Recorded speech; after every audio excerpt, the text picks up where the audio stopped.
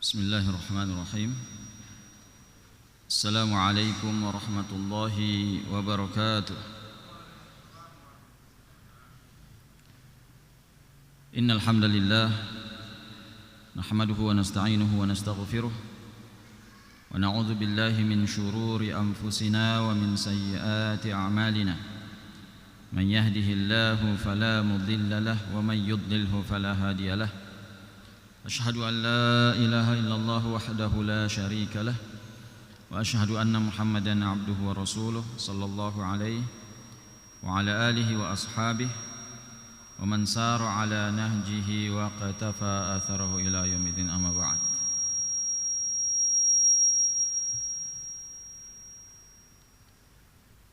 Fa inna asdaqal hadithi kitabullah wa khairal hadi hadi Muhammadin sallallahu alaihi wasallam wa syarrul umuri muhdatsatuha fa inna kulla muhdatsatin bid'ah wa kulla bid'atin dhalalah wa kulla dhalalatin finnar.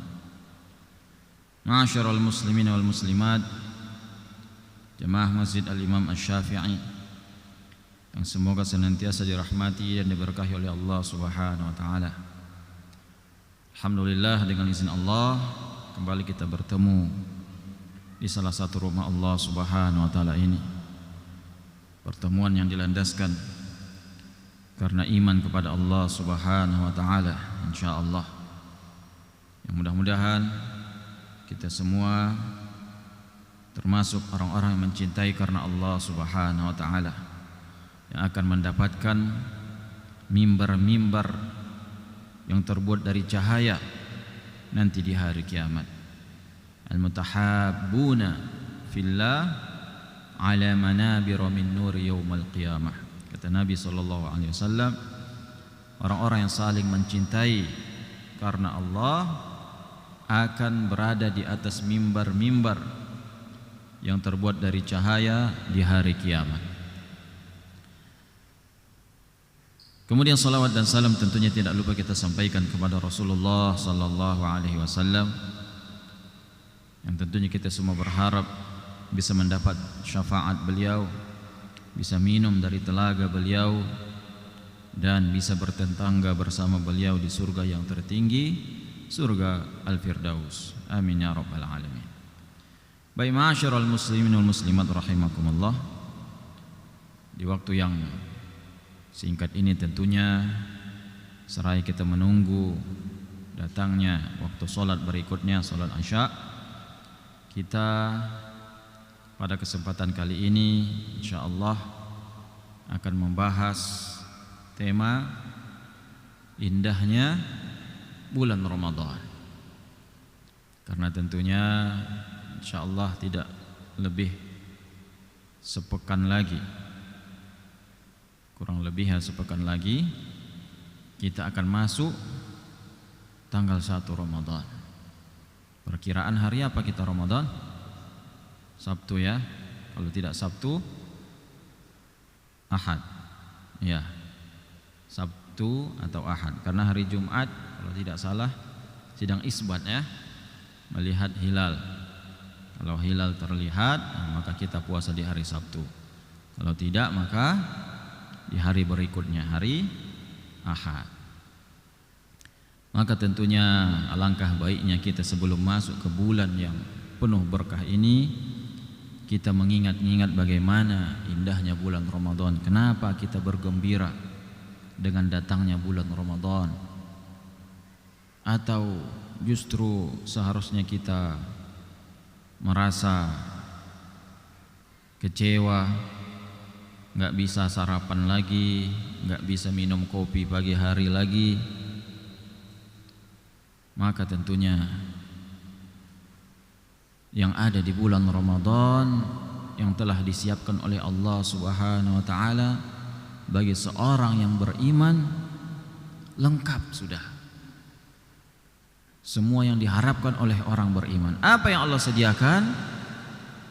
Pintu surga Allah bukakan, pintu neraka Allah tutup.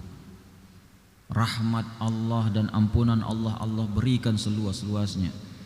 Setiap malam ada orang-orang mendapatkan garansi selamat dari neraka. Allah bebaskan utaqa minan nar, orang-orang dibebaskan dari neraka. Yang sudah dapat yakni garansi cap dari Allah Subhanahu wa taala, fulan bebas dari neraka, enggak bakal masuk neraka. Itu di setiap malam sampai malam terakhir Ramadan. Di bulan Ramadan, setan yang menjadi musuh utama kita, yang kata Allah Subhanahu wa taala, yani fattakhiduhu aduwa, jadikanlah setan itu musuh. Dan memang setan adalah musuh kita. Dia dibelenggu di bulan Ramadan. Maka tentunya begitu besar nikmat Allah di bulan Ramadan bagi seorang yang beriman. Kita begitu dimudahkan untuk masuk surga Allah Subhanahu wa taala. Maka wajar orang yang berakhir Ramadan, dia belum diampuni oleh Allah Subhanahu wa taala dosanya, belum mendapatkan rahmat Allah setelah apa yang Allah sediakan di bulan Ramadan, maka celaka ia. Dia benar-benar tidak mengerjakan sedikit pun apa yang seharusnya dikerjakan seorang mukmin. Allah Subhanahu wa taala sudah sediakan, siapa yang puasa imanan wa ihtisaban ghufira lahu ma taqaddama min dzambi. Allah ampuni dosa yang telah lalu. Wa man qama ramadan imanan wa ihtisaban ghufira lahu ma taqaddama min dzambi. Siapa yang qiyamul lail di bulan Ramadan, Allah ampuni dosanya yang telah lalu.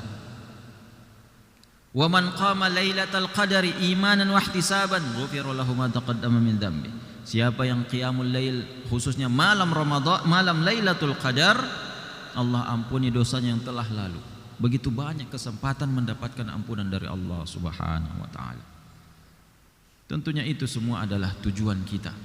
Kita hidup di dunia ini jumpa dengan Allah Subhanahu wa taala dalam keadaan bersih dari dosa, mendapatkan ampunan dari Allah Subhanahu wa taala.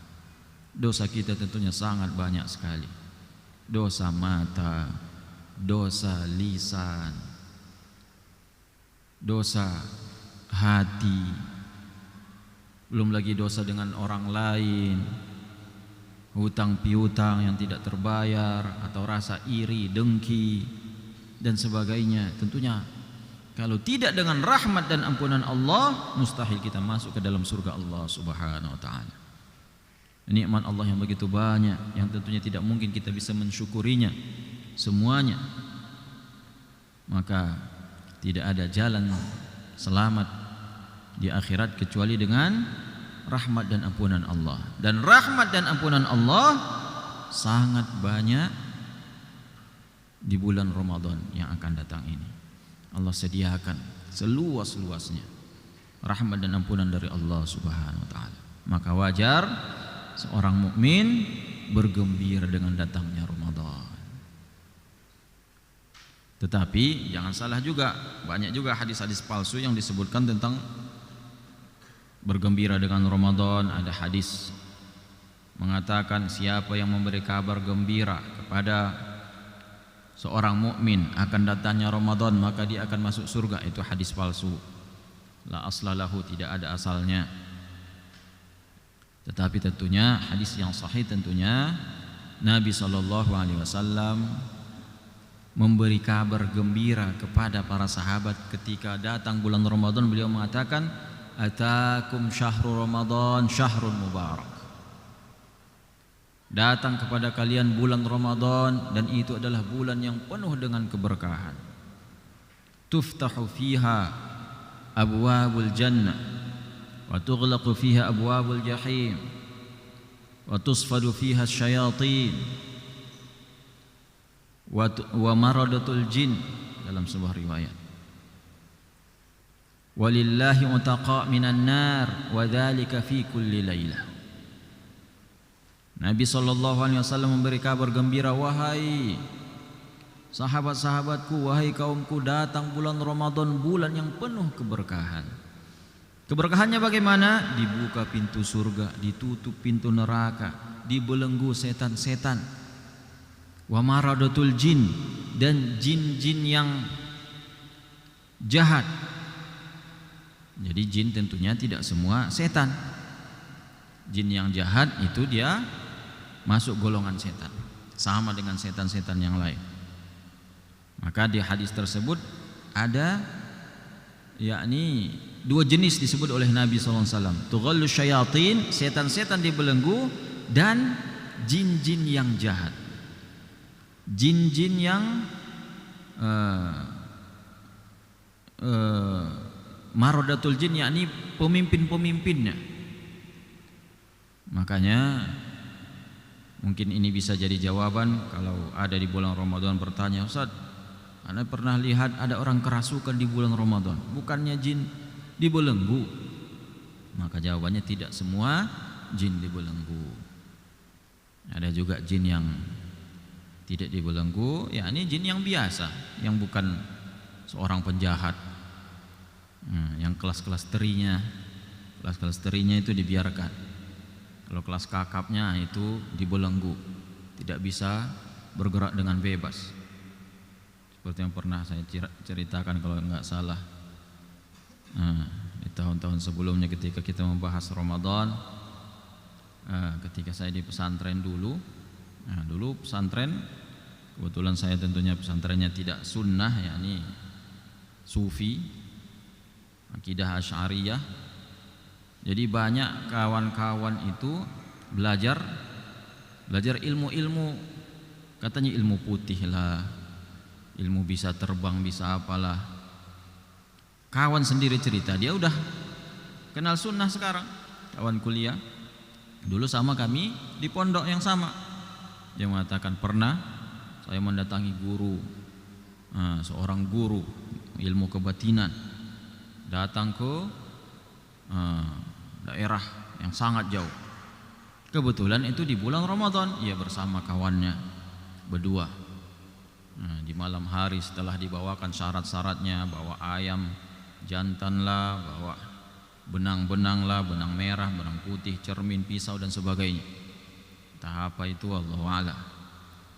Setelah dibawakan, kemudian gurunya qomat kamit. Terus ditanya, kamu merasakan sesuatu? Tidak ada.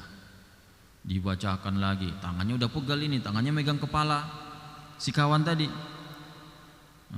Sampai setengah jam, ada merasakan sesuatu? Enggak ada. Coba kawanmu dulu, yang satu lagi. Gitu juga, lama sampai setengah jam, enggak ada reaksinya. Ini mau memasukkan jin nih kayaknya nih ke dalam tubuhnya ini. Baru dia katakan, oh ini bulan Ramadan ya? Iya. Ya sudah, kapan datang lagi ke sini? Selesai Ramadan datang lagi ke sini. Berarti ya dia sadar kalau Ramadan jinnya itu nggak bisa berbuat banyak, sedang dibelenggu.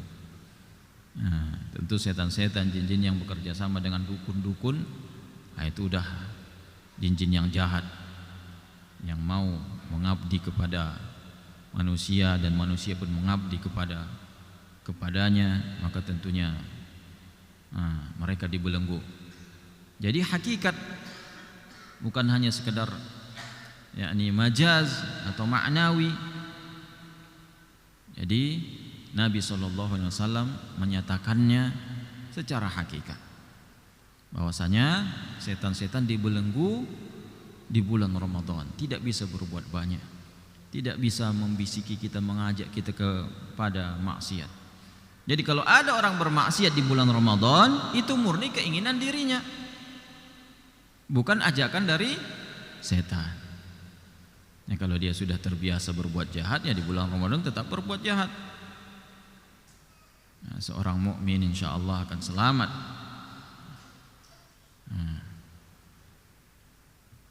Baik. Jadi ma'asyiral muslimin wal muslimat rahimakumullah, makanya di bulan Ramadan tentunya apa yang mesti kita lakukan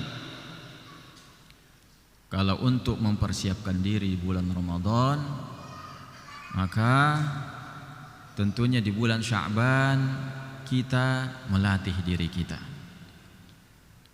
Ini masih ada sepekan lagi, kita persiapkan diri untuk berpuasa sunnah. Nah, kalau bisa kita hari Senin ini kita cobalah puasa Senin. Kalau selama ini mungkin kita jarang puasa Senin, masih ada waktu kita latihan puasa Senin, puasa Kamis. Kalau Nabi SAW, beliau di bulan Sya'ban itu ada satu riwayat Aisyah mengatakan tidak pernah Nabi SAW puasa 2 bulan berturut-turut melainkan Sya'ban dan Ramadan. Itu ada riwayatnya. Dan riwayat yang paling masyhur tentunya Aisyah mengatakan, aku tidak pernah melihat Nabi SAW berpuasa sunnah lebih banyak dibandingkan bulan Sya'ban. Yani di bulan Sya'ban lah yang paling banyak puasa sunnah Nabi sallallahu alaihi wasallam. Maka ya kita juga harus seperti itu. Kalau kita sudah terbiasa Senin Kamis selama ini, berarti harus lebih dari itu kita di bulan Sya'ban. Puasa apa lagi itu selain Senin Kamis? Puasa Daud bisa, tapi kalau puasa Daud bagusnya sampai seumur hidup puasa Daud. Ya puasa sunnah mutlak. Puasa sunnah mutlak boleh hari Selasa, Rabu, Kamis. Jumat, Sabtu boleh juga, tetapi tidak boleh bersendirian. Puasa hari Jumat saya tidak boleh, tapi kalau Kamis, Jumat boleh. Atau Jumat, Sabtu boleh. Sabtu, Ahad boleh. Tapi kalau puasa Sabtu saja enggak boleh. Puasa sunnah mutlak istilahnya. Atau ya kita puasa Ayyamul Bid. Ini udah lewat tentunya. Ayyamul Bid 13, 14, 15 Sya'ban. Nah, intinya tentunya kita usahakan di bulan Sya'ban puasa sunnah kita lebih banyak dibandingkan di bulan-bulan yang lain. Nah, kemudian juga kita di bulan Sya'ban tentunya berusaha untuk memperbanyak baca Al-Quran dan amalan-amalan sunnah lainnya. Baik, nggak apa-apa, biarin saja anak-anak main-main, nggak apa-apa. Kalau dibiarin nggak mengganggu, cuma kalau jamaah pada lihat ke belakang jadi mengganggu juga jadinya. Kita biarin aja, nggak apa-apa. Saya teringat tentunya Nabi SAW ketika beliau khutbah, datang cucunya, beliau enggak marah. Apa yang beliau lakukan? Beliau turun dari mimbar, beliau angkat ke atas mimbar, beliau lanjutkan khutbahnya. Itu yang dilakukan oleh Nabi SAW.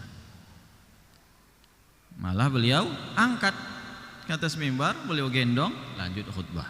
Beliau bahkan mengatakan, memang betullah Allah Subhanahu wa taala mengatakan, innama amwalukum wa auladukum fitnah. Anak dan harta kalian itu cobaan. Aku enggak tahan enggak menggendong anakku ketika melihat dia datang, yakni cucu Nabi sallallahu alaihi wasallam. Ya, orang Arab kadang mengatakan cucunya sebagai anak. Nah. Baik. Baik. Kemudian tentang indahnya Ramadan, tentunya yang paling indah di malam Ramadan adalah malam apa? Malam Lailatul Qadar. Kenapa malam Lailatul Qadar menjadi sangat istimewa? Inna anzalnahu fi Lailatul Qadar. Sesungguhnya kami menurunkan Al-Quran di malam Lailatul Qadar. Jadi Lailatul Qadar menjadi istimewa karena Allah menurunkan Al-Quran di malam Lailatul Qadar. Ini. Jadi Al-Quran, kata para ulama, menjadikan sesuatu itu mulia Al-Quran. Lihatlah bagaimana Jibril mewahyukan Al-Quran. Jibril menjadi malaikat paling mulia. Nabi SAW mendapatkan Al-Quran, menjadi Rasul yang paling mulia. Al-Quran diturunkan di bulan Ramadan, Ramadan menjadi bulan yang paling mulia. Padahal sebelum Al-Quran diturunkan di bulan Ramadan, bulan mulia itu ada 4 yang tidak boleh menumpahkan darah di saat itu. Itu tidak masuk bulan Ramadan. Apa saja bulan haram? Bulan haram ini bulan yang diharamkan menumpahkan darah, harus dimuliakan. Yani di zaman jahiliyah sendiri mereka mengagungkan 4 bulan. Zaman jahiliyah ini masih yakni memegang beberapa ajaran Nabi Ibrahim alaihissalam. Salah satunya ini memuliakan 4 bulan. Yakni 3 beriringan. Apa saja yang 3? Yang 3 itu bulan haji sebelum dan sesudahnya. Karena orang mau haji ke Makkah, jadi nggak boleh ada orang yang mengganggu. Supaya kita ingat, yakni di zaman jahiliyah tentunya orang sangat menghargai orang yang ziarah ke Baitullah, yang berkunjung ke Baitullah, ke Makkah. Orang-orang jahiliyah berlomba-lomba siapa yang menjamu tamu Allah Subhanahu wa taala. Maka bulan haji itu bulan apa? Dzulhijjah. Sebelumnya bulan Dzulqa'dah. Sesudahnya bulan ini kita kayak mana nih, enggak hafal bulan Hijriyah. Bulan Muharram. Jadi Dzulqa'dah, Dzulhijjah, Muharram. Ini berturut-turut bulan haram yang tidak boleh menumpahkan darah di zaman jahiliyah. Walaupun dia melihat pembunuh ayahnya, kalau pas di bulan Dzulqa'dah atau Dzulhijjah atau Muharram, maka dia tidak bisa berbuat apa-apa. Dia tidak bisa balas dendam. Tunggu selesai dulu bulan haram. Nah, kemudian bulan apa lagi? Bulan Rajab. Satu lagi bulan Rajab. Ini 4 bulan yang mulia sejak zaman Nabi Ibrahim alaihissalam. Dan itu Allah sebutkan dalam Al-Quran, minha arba'atun hurum. Ada 4 bulan yang mulia. Sejak Allah ciptakan langit dan bumi, ada 12 bulan, kata Allah. Dan di antara bulan-bulan itu ada 4 bulan yang mulia. Apa termasuk Ramadan di situ? Tidak. Ramadan bulan biasa saja dulunya. Sejak ada syariat puasa dan Al-Quran diturunkan di bulan Ramadan, jadilah Ramadan menjadi bulan yang paling mulia. Dan lebih mulia lagi tentunya di malam yang diturunkan di situ Al-Quran, yakni Lailatul Qadar. Malam keberapa Lailatul Qadar?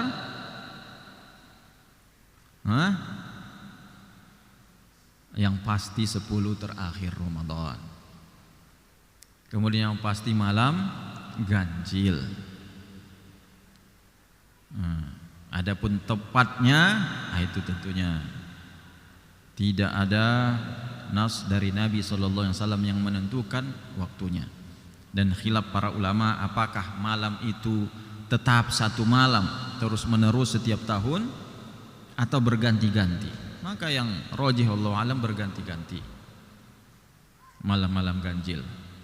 Tapi yang paling sering terjadi di malam 27. Sampai seorang sahabat Nabi Ubay bin Ka'ab bersumpah, demi Allah Lailatul Qadar itu malam 27. Tabi'in bertanya, berani kamu bersumpah ya Ubay? Ubay bin Ka'ab seorang ahlul Quran, seorang sahabat Nabi yang mulia.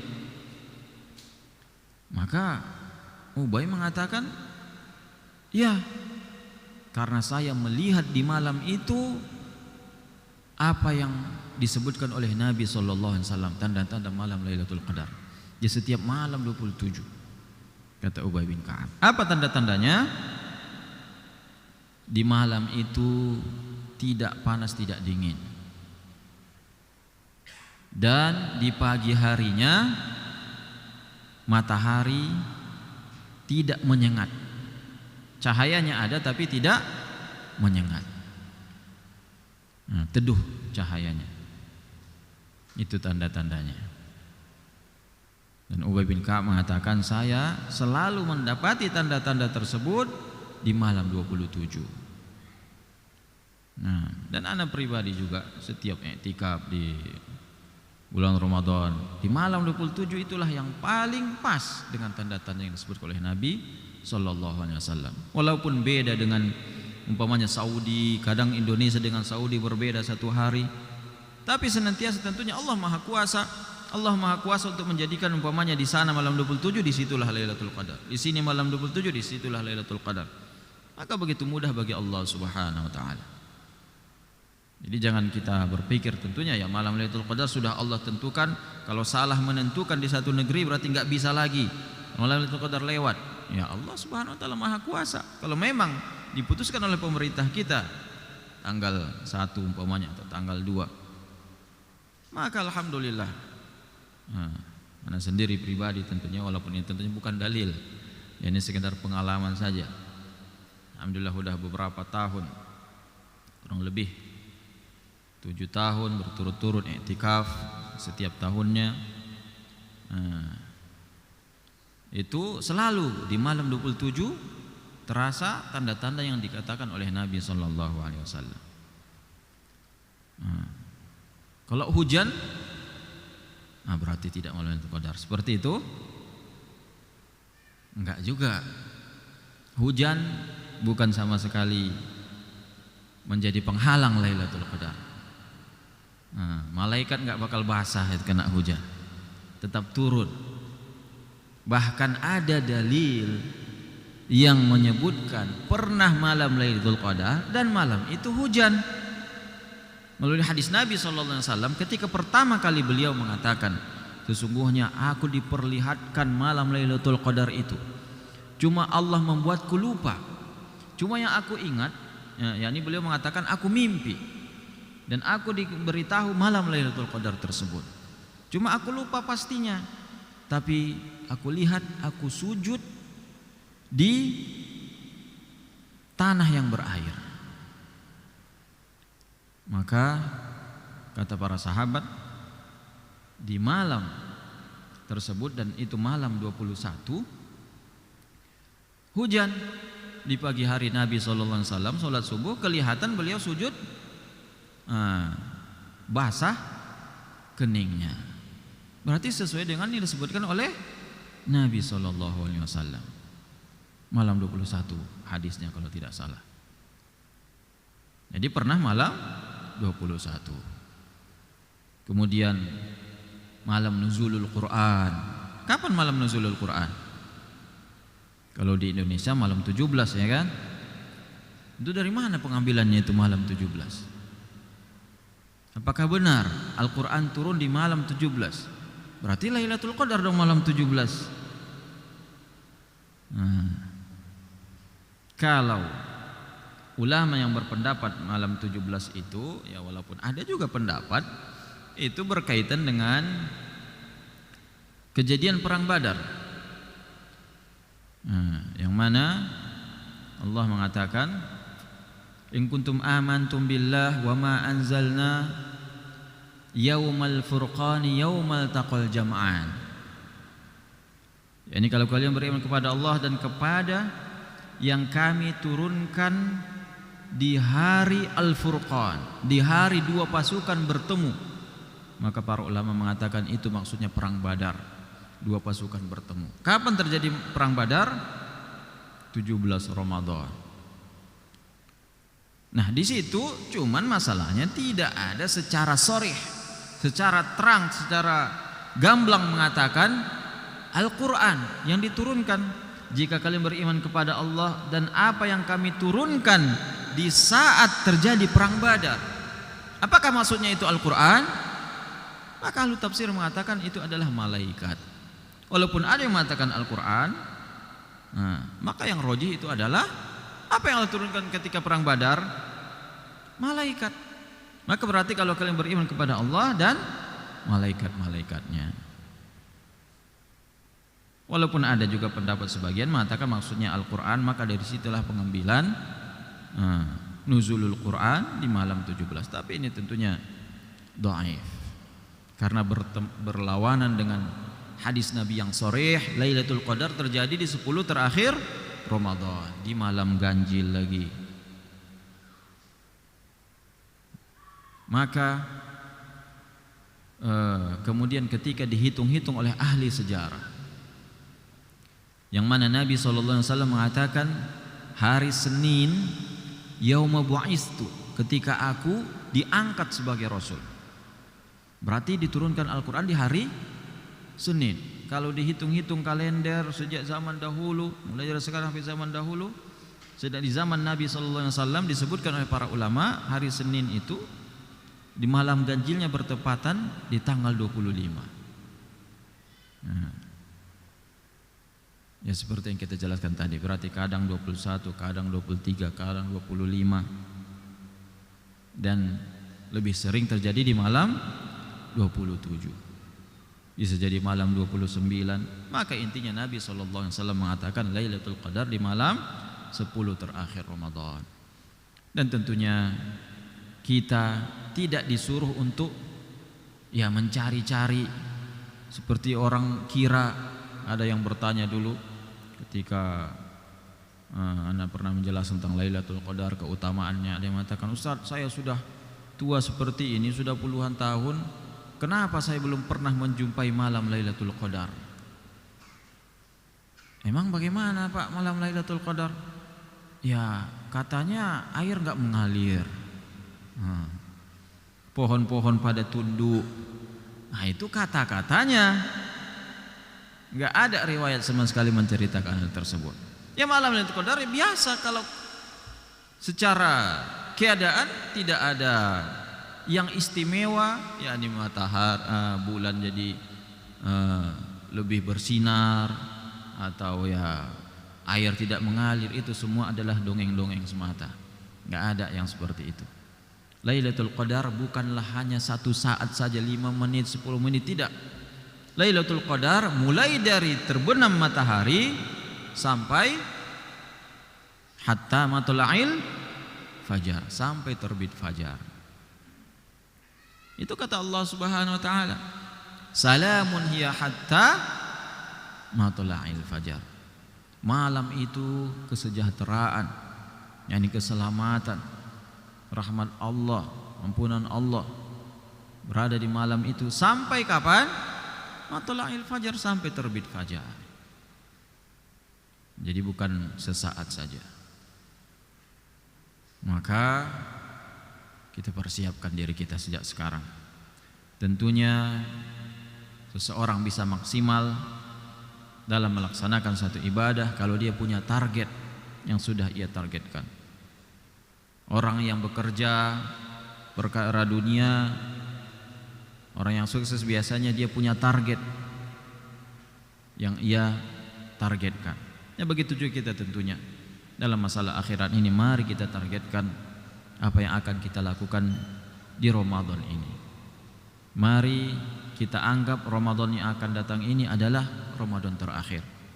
Para salaf mengatakan, i'mal li akhirataka, i'mal li akhiratika ka'annaka tamutu ghada. Beramallah untuk akhiratmu seolah-olah engkau meninggal esok hari. Tentunya kalau kita membayangkan besok kita akan meninggal dunia, Ramadan ini adalah Ramadan terakhir kita, maka bagaimana semangat kita untuk menghadapi Ramadan ini?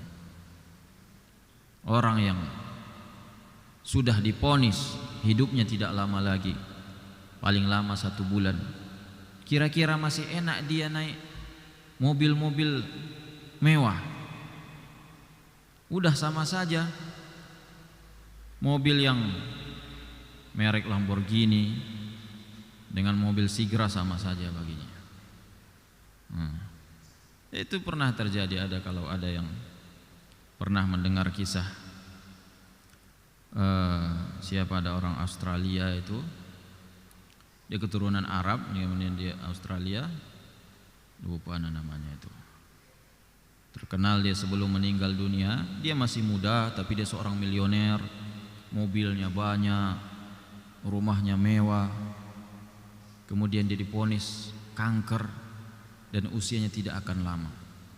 Maka ia pun kemudian melihat semua yang ia miliki tidak ada gunanya.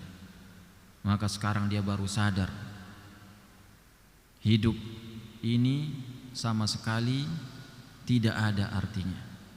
Maka ia pun baru kemudian bertaubat kepada Allah Subhanahu wa taala. Ia bertaubat kepada Allah. Ia bercerita kalau sudah ingat kematian, ya semua mobil mereknya apapun sama saja rasanya. Pakaian bagaimanapun mahalnya dengan pakaian biasa sudah tidak ada lagi bedanya. Maka ia pun membangun masjid di Afrika, di mana-mana. Semua yang ia miliki ia sedekahkan. Dan ia pun ketika ditanya bagaimana pendapatmu tentang penyakit ini, ia mengatakan alhamdulillah, ini nikmat yang sangat besar yang Allah berikan kepadaku. Dengan penyakit ini aku jadi sadar, kalau tidak bisa jadi aku tidak akan sadar-sadar kemudian aku mati tiba-tiba dalam keadaan bermaksiat. Dan ia pun sudah meninggal rahimahullah ta'ala. Maka begitu juga kita. Mari kita bayangkan Ramadan ini bisa jadi adalah Ramadan terakhir kita. Maka mari kita maksimalkan. Kita niatkan untuk i'tikaf 10 hari terakhir. Nabi SAW ketika beliau mengetahui ini adalah Ramadan terakhirnya, apa yang beliau lakukan? Beliau i'tikaf 20 hari. Biasanya beliau i'tikaf ya 10 hari, 10 terakhir Ramadan. Ketika beliau melihat tanda-tanda bahwasanya beliau akan menghadap Allah Subhanahu wa taala dengan turunnya surat Al-Fatah, surah An-Nasr, dengan turunnya ayat Al-Yawma akmaltu lakum dinakum. Kemudian beliau melihat tanda-tanda yang hanya Nabi SAW yang mengetahuinya, hingga akhirnya beliau tentunya merasa Ramadan ini adalah Ramadan terakhir. Maka beliau beriktikaf selama 20 hari.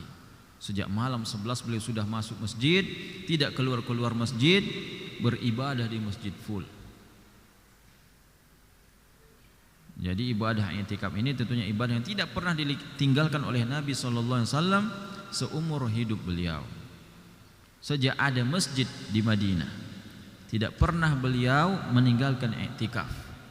Setiap Ramadan, setiap tahun, kecuali satu kali beliau tinggalkan, kemudian beliau qadha.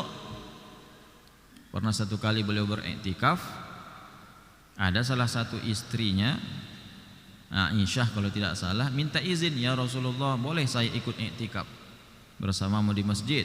Boleh, kata Nabi. Jadi kalau dulu tentunya Nabi SAW iktikaf tidak hanya di masjid seperti ini terbuka lebar. Beliau masuk ke masjid dan membuat ruangan khusus untuk beliau di pojok masjid, seperti kemah atau ya kelambu gitulah, yang Nabi berkhalwah di dalamnya, beribadah sendirian di dalamnya, benar-benar terputus dengan dunia.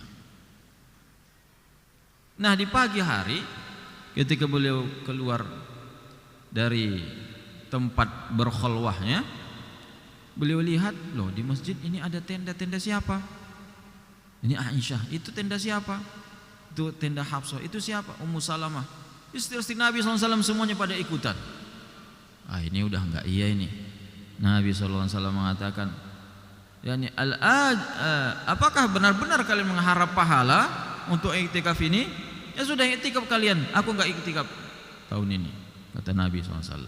Beliau khawatir tentunya justru istri-istrinya iktikaf bukan karena Allah, tapi ingin dekat dengan Nabi atau enggak mau kalah dengan salah satu istri Nabi SAW. Nah, karena istri si Nabi SAW tentunya bersaing mencari hati Nabi SAW. Ada satu istri yang dekat, aku mau juga lah.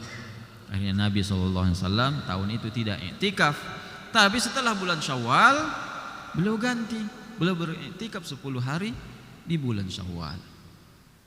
Nah, lihat bagaimana Nabi tidak meninggalkannya begitu saja, beliau qadha. Nah, ini menunjukkan bagaimana perhatian beliau tentang iktikaf ini. Menyendiri selama 10 hari kita khususkan waktu untuk Allah Subhanahu wa taala. Kalau selama 350 hari ini kita sibuk dengan dunia, kita campur adukkan tentunya akhirat dengan dunia, tentu tidak salah. Tapi apakah kita tidak bisa menyisihkan 10 hari saja dalam setahun waktu kita full untuk ibadah kepada Allah Subhanahu wa taala? Baca Quran. Orang yang sudah i'tikaf insyaallah sudah merasakan manisnya ibadah di 10 hari terakhir. Nikmatnya berkhulwah kepada Allah Subhanahu wa taala, membaca Al-Qur'an. Tentunya ya i'tikaf yang benarnya seperti itu, menyibukkan diri dengan ibadah. Maka yang sebaiknya kalau ada masjid yang sepi, kita i'tikaf di situ, itu lebih baik daripada kalau rame-rame justru nanti ngobrol jadinya jatuhnya. Nah, jadi kita berusaha menganggap bahwasanya Ramadan ini adalah Ramadan terakhir kita. Maka mari kita maksimalkan Ramadan yang akan datang ini dengan sebaik-baiknya. Kemudian Nabi SAW menyebutkan juga keutamaan bulan Ramadan ini, yang mana Allah Subhanahu wa taala mengatakan semua amalan anak Adam adalah baginya kecuali puasa. Adapun puasa Allah sendiri yang membalasnya. Allah tidak menentukan berapa kali lipat pahala puasa. Maka di akhirat ada 2 amalan yang memberi syafaat. Apa saja itu? Baca Quran dan puasa. Nah, Masya Allah, barakallahu fiik. Nah, bagaimana cara puasa memberi syafaat pelakunya? Jadi puasa ini dan juga Al-Quran itu kata Allah Subhanahu, kata Nabi SAW, di hari kiamat akan datang seperti 2 awan atau seperti 2 kumpulan burung, kata Nabi SAW. Kemudian yang satu akan berkata, ya Allah, Allahumma mana'tuhu at-ta'ama fin nahar. Ya Allah, gara-garaku dia tidak makan di siang hari, maka syafaatkanlah dia karenaku. Kemudian datang Al-Quran, ya Allah, gara-garaku dia tidak tidur di malam hari, maka syafaatkanlah ia karenaku. Nah, tentunya ini yang sering ana tegaskan juga kepada kita semua. Banyak orang mengira tentunya ahlul Quran kalau dia rajin membaca Al-Quran dia adalah ahlul Quran, atau dia menghafal Quran maka dia ahlul Quran. Tetapi lihat bagaimana seseorang yang dikatakan real ahlul Quran, benar-benar ahlul Quran, ketika dia memakai hafalan Qurannya untuk sholat malam, nah, baru dia benar-benar seorang ahlul Quran, yang mana ada alasan Al-Quran membelanya. Ya Allah, gara-garaku terganggu tidurnya di malam hari. Nah, masuk waktu sholat isya. Tayyib, fadhal muadzin.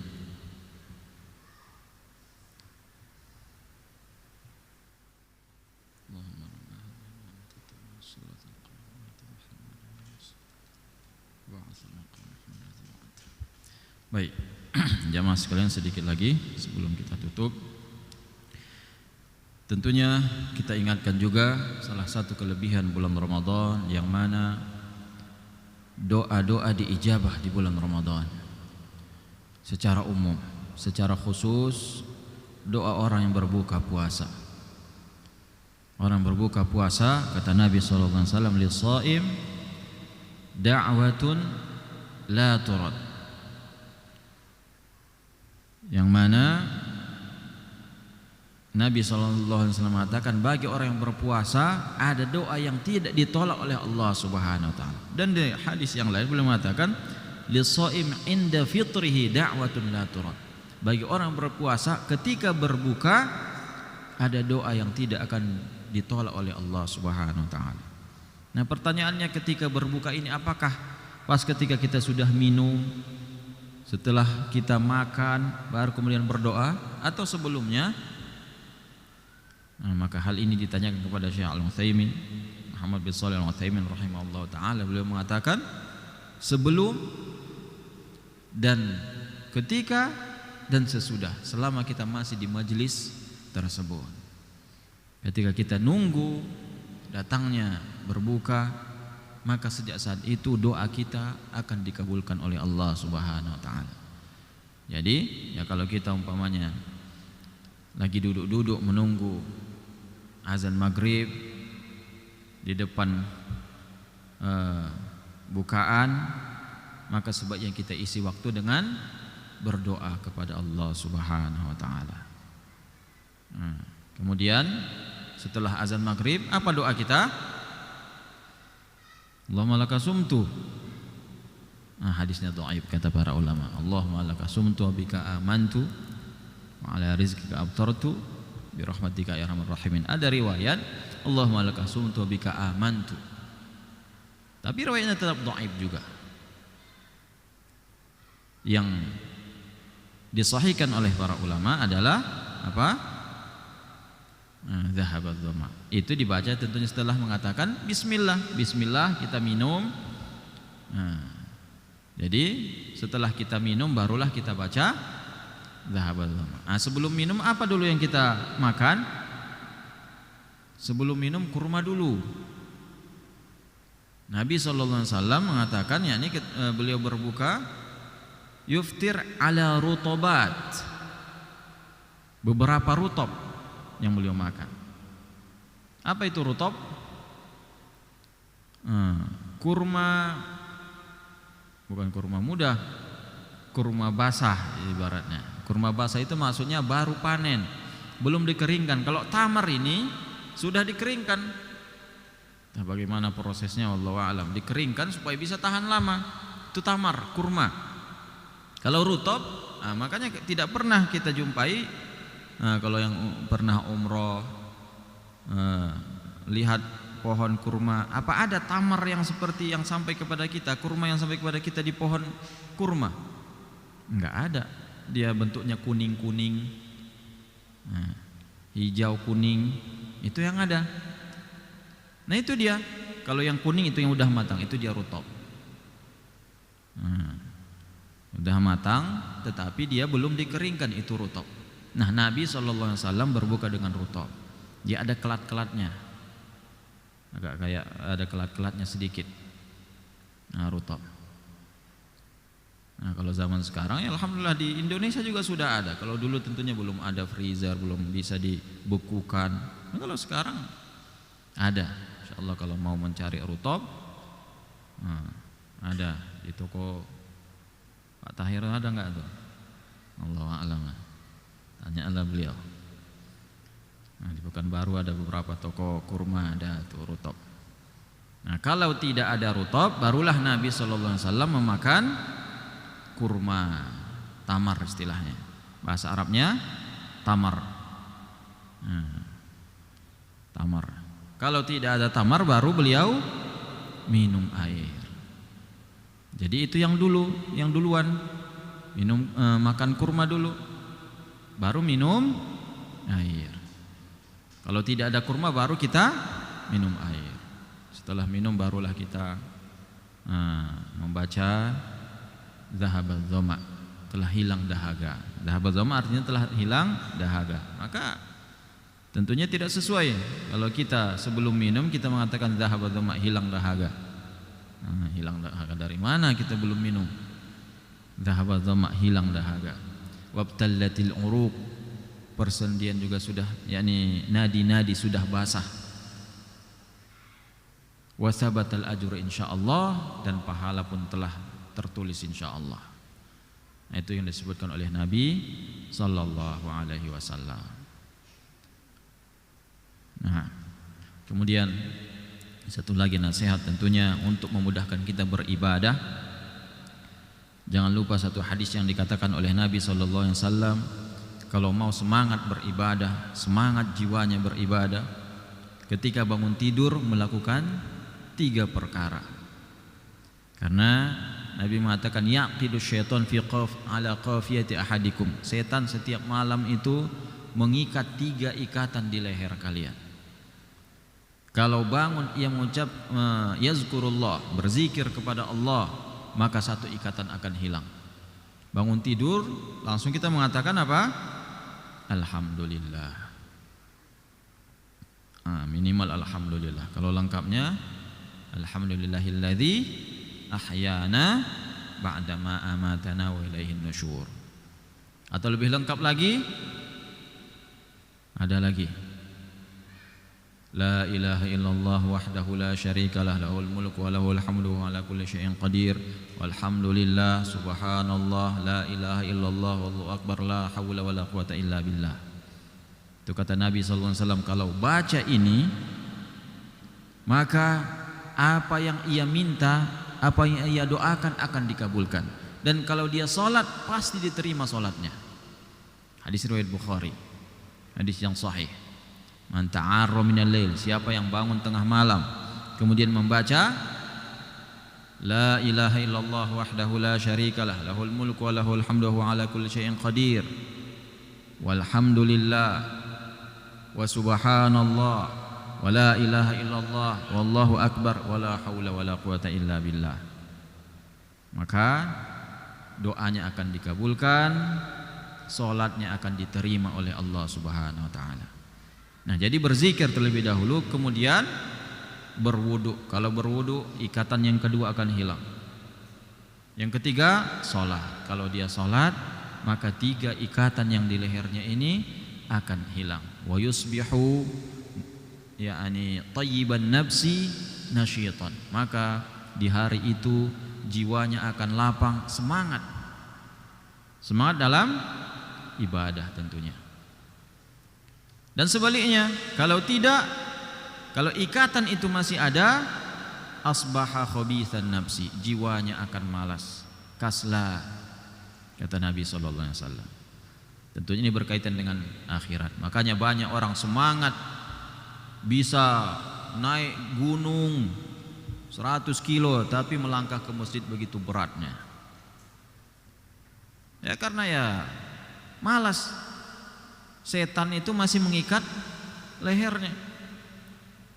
Bisa ngangkat barbel 50 kilo, selimut yang setengah kilo aja atau ya berapa gram saja nggak bisa diangkatnya untuk melangkahkan kaki ke masjid.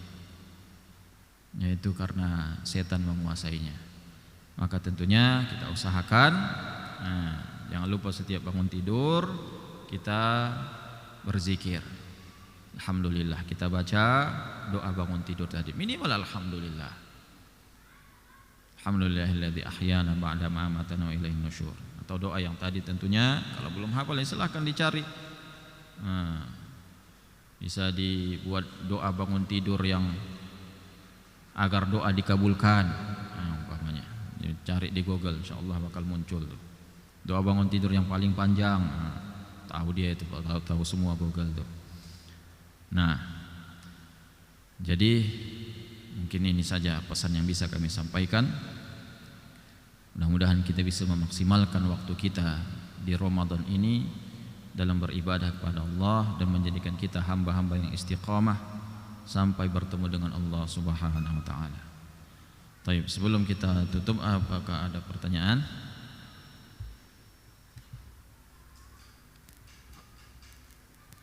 Nah.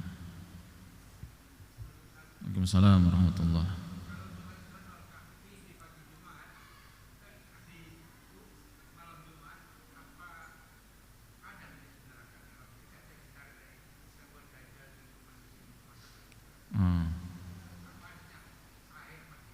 Nah, Masya Allah, membaca surah Al-Kahfi di hari Jumat, di pagi Jumat. Nah, ada hadisnya. Ana sendiri belum meneliti hadisnya ini. Apakah sahih atau tidak.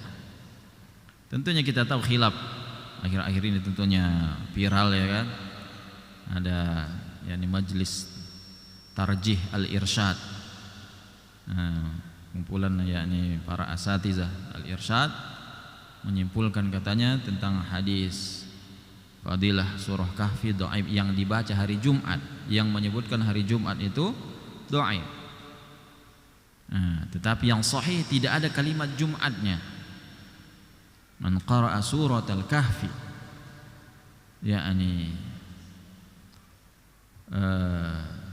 wahabahu Allahu nuran ma bainahu wa baina Makkah atau kama qala sallallahu alaihi wasallam. Siapa membaca surah Al-Kahfi secara umum enggak ada ikatannya dengan hari Jumat, maka Allah berikan cahaya baginya antara dirinya dengan Ka'bah dalam satu riwayat.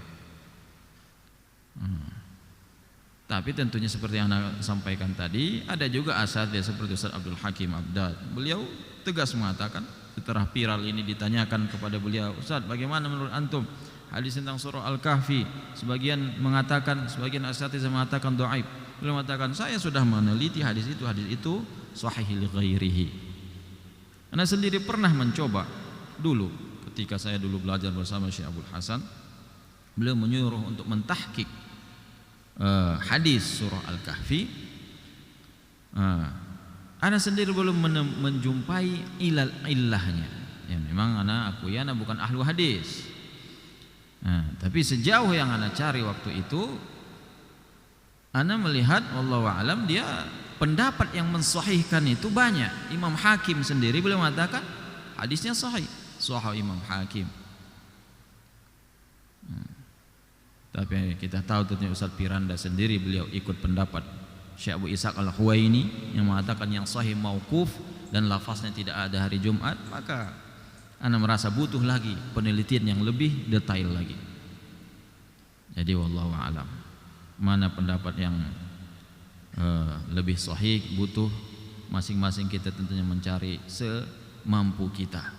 Tapi masalah Dajjal tadi itu sahih, bahwasanya awal surah Al-Kahfi dalam riwayat Bukhari atau Muslim kalau tidak salah, yakni itu bisa menjaga dari fitnah Dajjal. Menghafalnya itu tidak ada hubungannya dengan hari Jumat juga. Coba kita lihat dulu ya redaksi hadisnya bagaimana.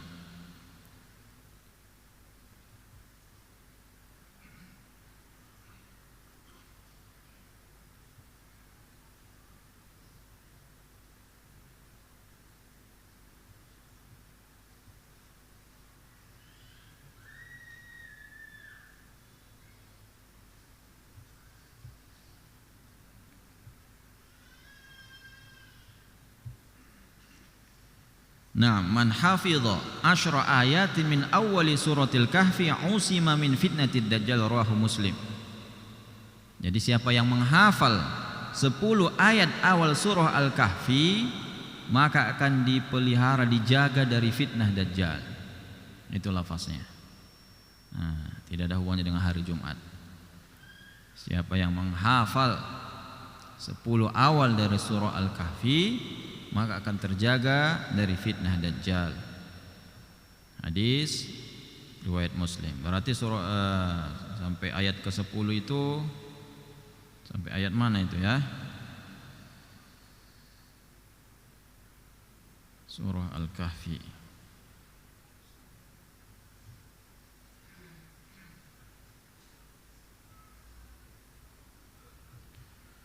Nah, sampai ayat id awal fityatu ilal kahfi faqalu rabbana atina min ladunka rahmatan wa hayyi' lana min amrina rasyada. Nah, sedikit tentunya. Enggak sampai satu halaman.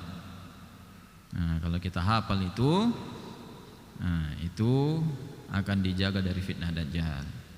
Nah, dihafal bukan dibaca ya. Nah, kalau membacanya tadi ya silahkan kita meneliti masing-masing. Kalau dulu ya seperti yang saya sampaikan tadi, Ana sendiri belum menjumpai ilahnya yang zahir, cacatnya. Tapi goyang juga ketika asal kibar yang mengatakannya bahwasanya dia dhaif. Maka butuh diteliti lagi. Nah, Baik, ada pertanyaan lagi? Nah, kalau tidak ada, maka kita cukupkan sampai di sini. Wassallallahu ala nabiyyina Muhammad walhamdulillahirabbil alamin. Subhanakallahumma bihamdik asyhadu an la ilaha illa anta astaghfiruka wa atubu ilaik. Wassalamu alaikum warahmatullahi wabarakatuh.